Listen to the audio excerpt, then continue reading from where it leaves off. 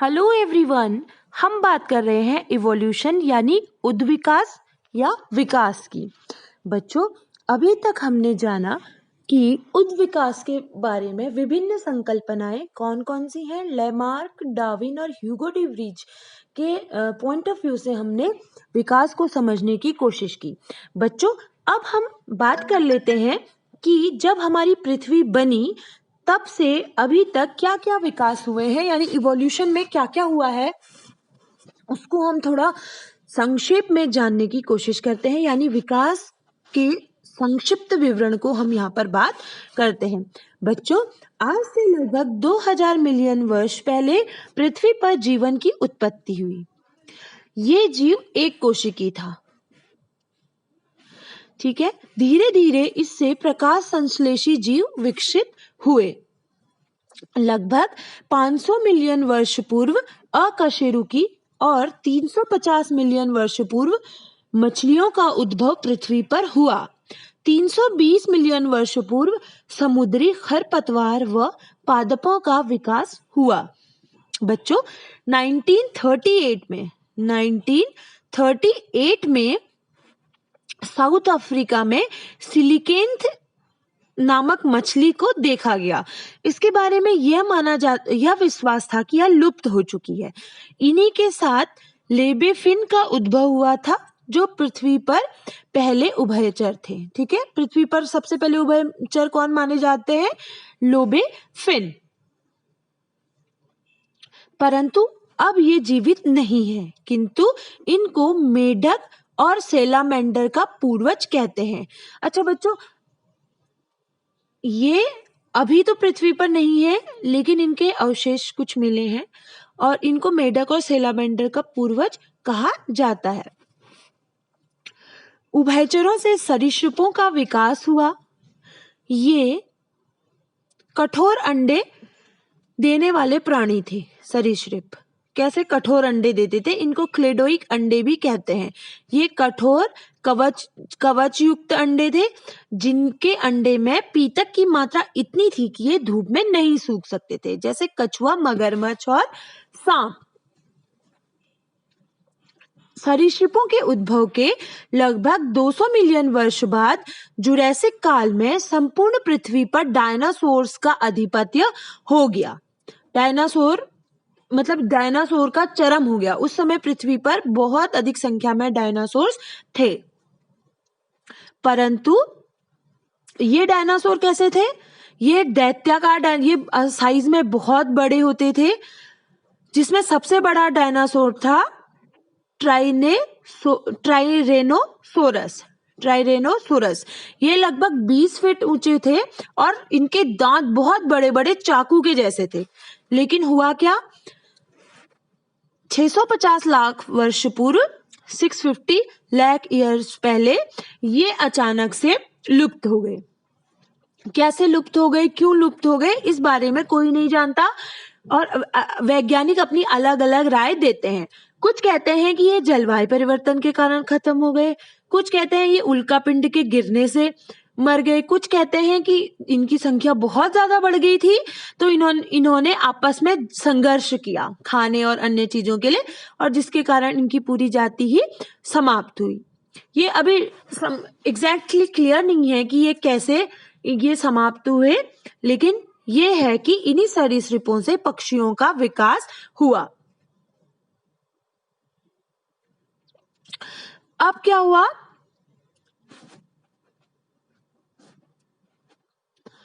आज से लगभग 200 मिलियन वर्ष पूर्व इक्थियोफिस नामक उभयचरों का विकास हुआ। इक्थियोफिस ये कैसे थे?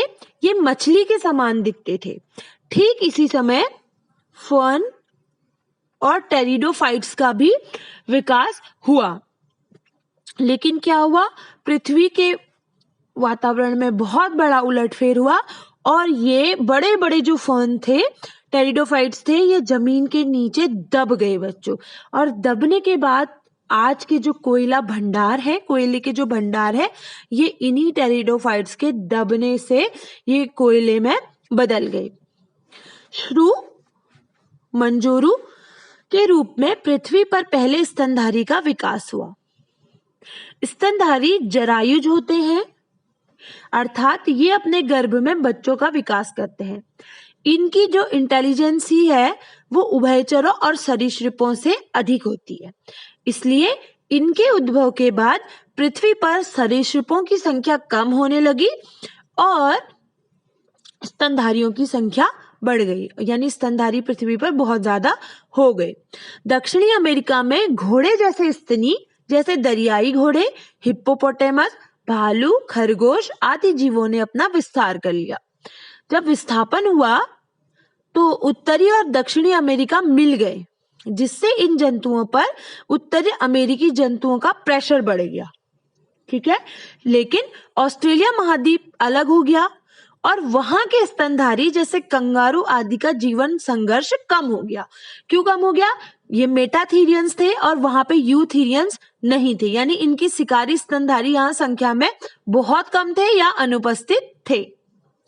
साथ ही साथ बच्चों, बहुत सारे स्तनधारी स्थल आवास को छोड़कर समुद्र में चले गए और समुद्री वातावरण के लिए अनुकूलित हो गए, जैसे व्हेल, समुद्री गाय, सील आदि। पृथ्वी पर समय के अनुसार जीवों का विकास हुआ।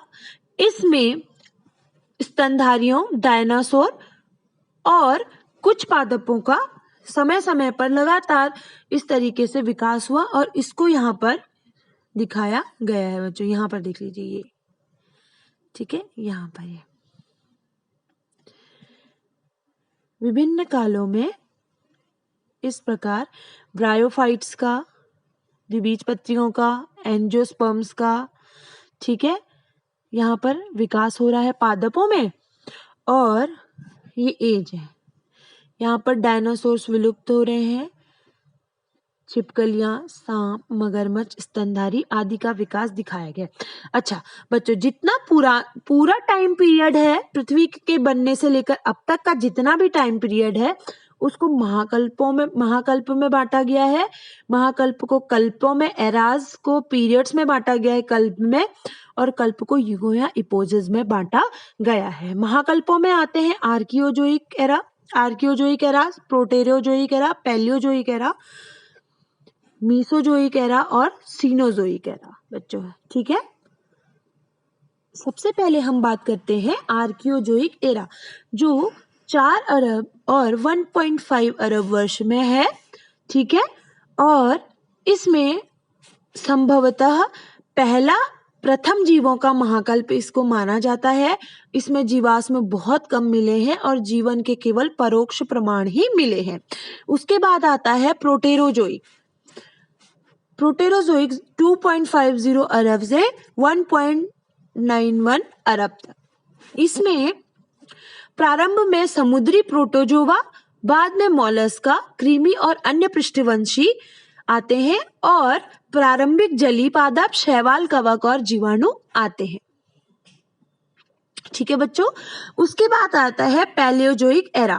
पैलियोजोइक एरा को बांटा गया है कैम्ब्रियन कल्प में, ऑर्डोविशियन में, सिल्यूरियन में, डेवोनियन में, कार्बोनिफेरस में और पर्मियन में।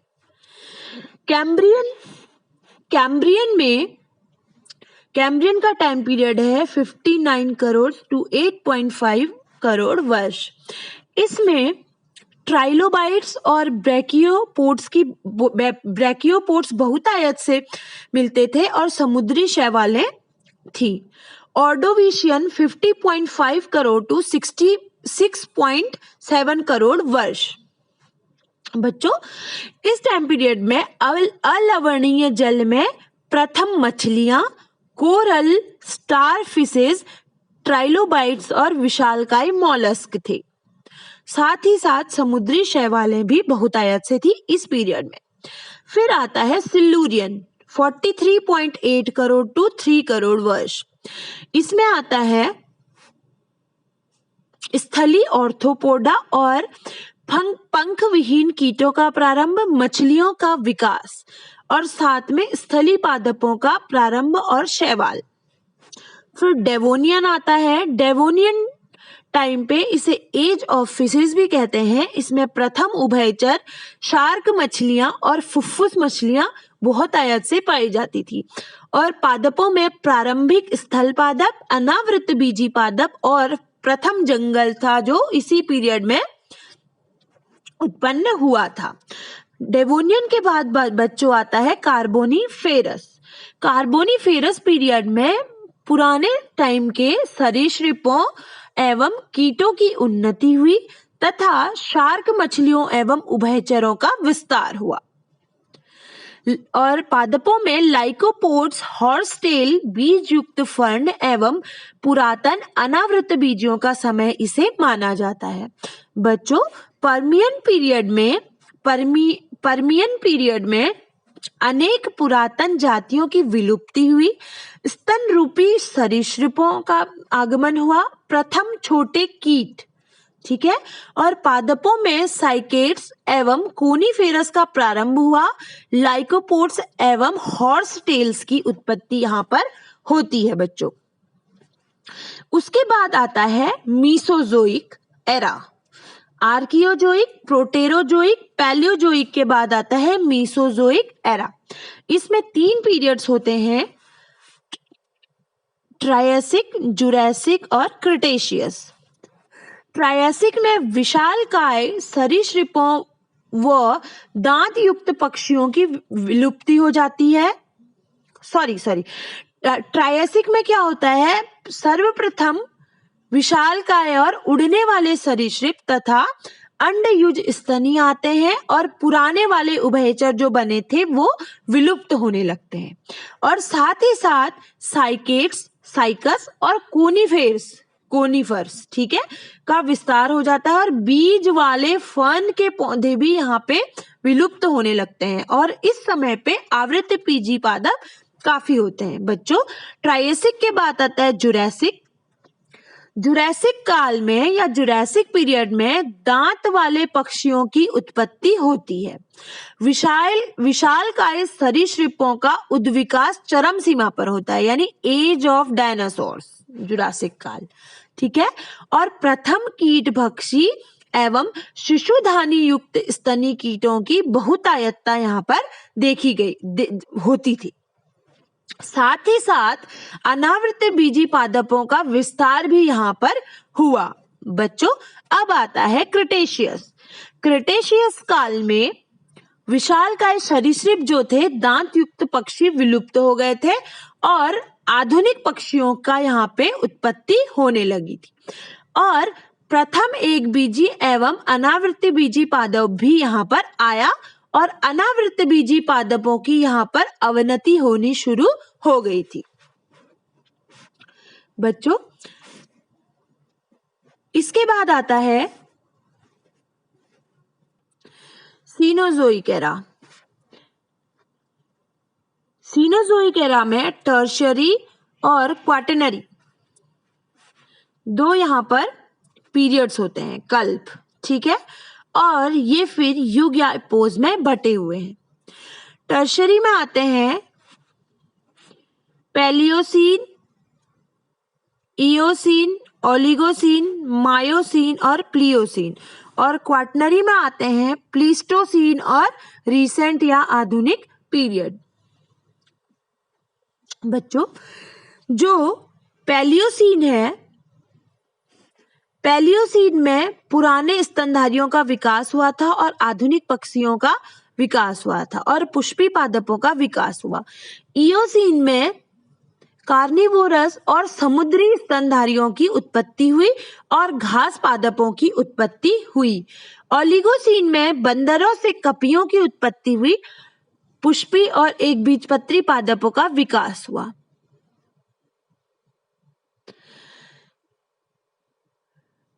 मायोसीन में स्तनीय और स्थली पादपों का विकास चरम पर था। प्लायोसीन में आदि मानव की उत्पत्ति हुई और घासों का विस्तार हुआ। बच्चों, क्वाटरनरी पीरियड के प्लीस्टोसीन में विशालकाय स्तनियों की विलुप्ति हो गई, मानव जाति में सामाजिक जीवन की स्थापना हुई और अनेक जंगली स्तनियों की विलुप्ति हो जाती है। रिसेंट यानी आधुनिक जो एपोज है उसमें मानव युग का प्रारंभ होता है। मानव का प्रभुत्व यहाँ पर होने लगता है। आधुनिक जंतु जातियों एवं श्रेणियों का यहाँ पर विकास होता है। साथ ही साथ आधुनिक जातियों एवं श्रेणियों का विकास, काष्ठी पादपों की अवनति होती है। कोमल शाकी एक बीजपत्री पादपों की यहाँ पर उन्नति होती है। बच्चों, इस तरीके से पृथ्वी की उत्पत्ति से अब तक के समय को इस प्रकार से बांटा गया है और हर पीरियड, हर टाइम पीरियड, हर एरा के में किसी विशेष जाति के पादप जीवों या विशेष प्रकार के जंतु और जीवों का यहाँ पे या तो विलुप्ति होती रहती है या उत्पत्ति होती रहती है। इसे कहते हैं जियोग्राफिकल टाइम स्केल। इस टाइम स्केल के आधार पर हमें समझना बहुत आसान हो गया है कि प्राचीन समय से लेकर अब तक अनेकों नई नई जातियां बनती रहती हैं और पुरानी जातियों की यहाँ पर विलुप्ति होती रहती है। बच्चों, आज हमने जो कुछ भी सीखा आप उसे समझने का प्रयास करेंगे और जियोग्राफिकल टाइम स्केल जो है उसको आप और अच्छे से देखेंगे और ये देखिएगा कि उसमें कौन सी जीव की उत्पत्ति कब हुई, किस समय मछलियां, सरीसृप आदि की उत्पत्ति और कैसे कैसे उनमें विकास होता रहा। मिलते हैं अपने नेक्स्ट वीडियो में।